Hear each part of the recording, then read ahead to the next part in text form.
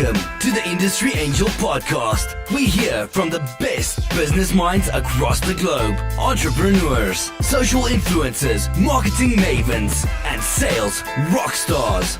We've got them all. Here comes your weekly dose of inspiration with your host, Ian Farah. Welcome to the Industry Angel episode 120. Great to be back with you beautiful people, because I've had a little break as things have been full bore. So I've just got back from a wonderful weekend in the Big Smoke with my friends and my son Luke, watching our beloved Sunderland football team at London's fantastic Wembley Stadium. Unfortunately, we didn't bring home the bacon, but we did have a fantastic weekend. It was great to see everybody in Trafalgar Square enjoying the weekend celebrations. And of course, thanks for all your emails as usual, LinkedIn messages and tweets. Remember, I see them all and I really appreciate it when you leave me a review as well. If you can, remember, please take a screenshot and send me that so I know it's you, and then I can mention you or maybe send you something. Send me your address and I'll drop you something out. I've just ordered like a few hundred pairs of Angel Army socks. I got a bit excited, so maybe I'll send you some of those. If you do message, let me know a little bit about you as well. I got a great message from Graham Revenhall, who got in touch to tell me about his career, his family life, how he's launched his new business, and he's listening whilst on his commute to upskill and be motivated. So awesome. I love that. Best of luck, Graham. So today I wanted to talk to you about accountability. Now, you may remember I'm in the process of writing a book, and it's a journey about volunteering 101 times. And one of the adventures you might remember over this last few weeks of me chatting was to take part in a boxing event. So I signed up and I stepped into the ring. And before this, I'd still been training 5 or 6 times a week in the boxing gym and weightlifting and running, that kind of thing. But now I had a date in the diary to fight. So I stepped it up, training sometimes twice a day, sometimes 3 hours a day. And if I hadn't had that focus, if I hadn't had that date in the diary, I wouldn't have trained like that. I wouldn't have done it. And I shed almost a stone. I mean, a stone I didn't really have to lose, or so I thought. And it got me in a place I'd never been before, both mentally and physically. So these 101 adventures are teaching me so much. And the one thing that taught me was a fantastic lesson. It wasn't about the fight on that night. It was the journey, the commitment, the regularity, the consistency. If you put in the effort, you reap the rewards. And setting a date was also important as well. You know, as the months and the weeks and the days tick down, it just was a huge focus. Some said obsession. You know, diet, sleeping, training, mindset, everything was affected. And if we don't put a date on something, everything is just allowed to slip. You might have heard of Parkinson's law, and that says that work expands so as to fill the time available for its completion. So if we don't put a date on something, we'll just use the time up. You know, we need that hard deadline, don't we? Quite often, we complete the project like just in the nick of time, don't we? Can you get that proposal up by Friday? You'll be working late on Thursday. But if the date wasn't set for Friday, you'd end up doing it Monday or Tuesday of next week. And I love this, and I thrive on this focus and accountability. So I was thinking about that, and it's brought me to talk to you today about a few things. I want to talk about my latest project that I've named Carpway. Seize the Way. My good friends got me a domain called carpway.com. It's great, and I'll be adding more information to that soon when we shape the project, but I'm asking people what that project should look like rather than me push it to them. I want people to sign up for 6 months, and every month we're going to meet and get out in nature, share experiences, build trust, break down barriers, try new things, and just generally stick 2 fingers up at burnout and seize the way. Take back ourselves. It's exciting, and I want us to share our successes and failures together. Be accountable to one another and grow. Now, you've heard me talk about accountability. I've mentioned I wanted to get to 100 episodes, for instance. I've told you I'm writing this book. I told you I was going to fight. And on that fight, there was no backing out. And believe me, I thought about it. You do. The journey's crazy with self-doubt and imposter syndrome, especially when you're tired and hungry. And it's the same in our roles, isn't it? We become stressed and tired and irritable. We probably take things home and vent to our family and friends. We might have a huge bout of anxiety that we can't manage it. It won't work. This is totally natural. And I had to just take that on board, sleep on it, get back up the next day, ready to go again. And, sometimes I'd be in that ring and I'd spar with somebody and I'd get punched all over and I'd walk out really despondent. But the next day, I'd have a great day. And we do. We all have bad days, but we just have to keep going. So I thought about this and I thought, what can I do to help with accountability? So I've come up with 10 tips and I'm going to share them with you today. So number 1 is create a personal mission statement. Why are we here? What do you value? What makes you happy? What do you want to achieve? Now, often people do these in January, don't they? They have like a little kind of wish list or a New Year's resolution.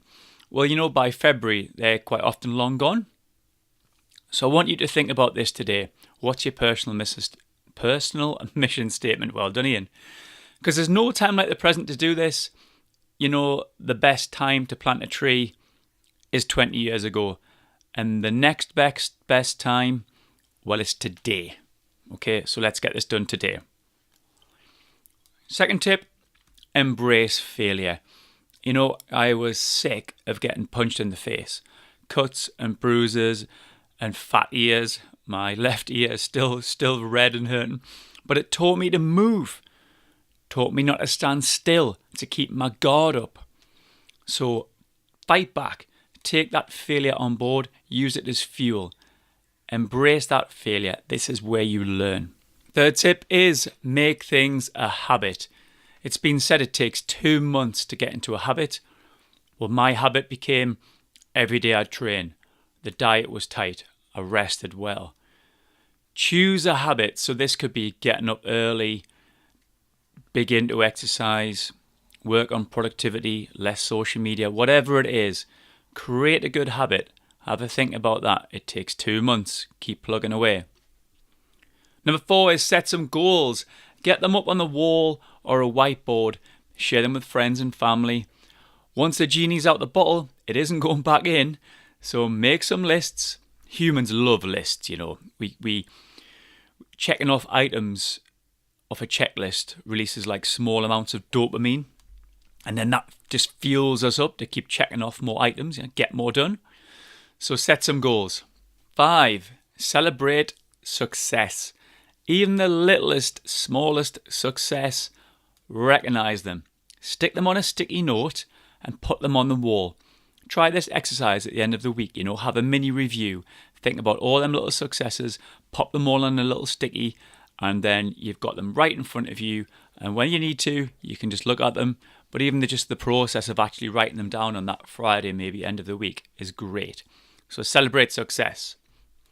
Number 6, join a group. So a bit like what I'm trying to do with Carpway, join a group or a mastermind, a support network. Have someone to talk things through with. You're human, okay? You'll talk yourself in and out of things. Your mind will play tricks with you. You'll try to cherry pick, then choose the easy way out. So get opinions from trusted friends. Join a group. 7, do not fear.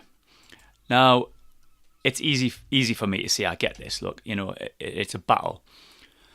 There was no way I was getting hurt in that ring. Okay? So myself and my opponent, I imagine, had prepared as much as we possibly could.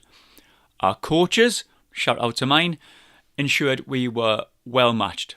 We were training regularly and correctly. The ref could have stepped in should it been going wrong. So even with someone trying to knock me out, I had no fear. Because fear just batters your head, doesn't it? We think about the what ifs. What if I fail? What if it doesn't work? What if my nose breaks, which was my fear? But flip that. What if this really takes off? What if we make some big money? What if I win the fight? Actually, when I win the fight. That's the mindset, isn't it? Because the bear we imagine in the forest is like 7 feet tall with huge claws and massive sharp teeth. But when we meet him, he's a cuddly little thing and he loves you and he wants to tickle your belly. How many times have you been nervous about a presentation and then you've smashed it and you've thought, what was all the worry about? So say no to fear, be kind to yourself. Number 8, you can't control everything. The only thing you control is how you react. Try to take the emotion out of situations. If your colleague or manager is acting unreasonable or unusual, they could be going through some real tough personal challenges. You don't know. You can't control their words or actions, but you can control how you react to them. So just take some time before you react. Have a little think. Number 9, what can you influence? If things aren't going to plan, think about a solution and try to influence the outcome. Now, as a manager, you don't want people coming to you with problems. You want people to come to you with solutions. So think about that next time you've got something that's burning and you might be going to one of your team leaders, your managers with an issue. Think about the solution as well. Come to them with a problem and the solution. This is how we're going to get over that. So what can you influence? And lastly, upskill. What training, help, assistance do you need going forward? If you identify it, you can then request it or you can self-teach it to yourself. Do what you need to become better. Does an outcome or a result depend on whether you have the correct skill level? So think about what you need to upskill. Okay, then there's my 10 tips. Now, accountability, it's got to begin with you. You're so much stronger than you think. That the first thing to stop me in that ring was going to be my mind. It wasn't going to be my body. Your body is capable of so much, but your mind goes first.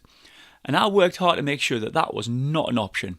I'd have to have been knocked out before I'd stop fighting that night. So get that mind strong. You are ultra strong. Keep fighting, take control, get accountable. I'm here for you as ever, industryangel.com. I'm Ian Farrer, this is the Industry Angel. Thanks for listening.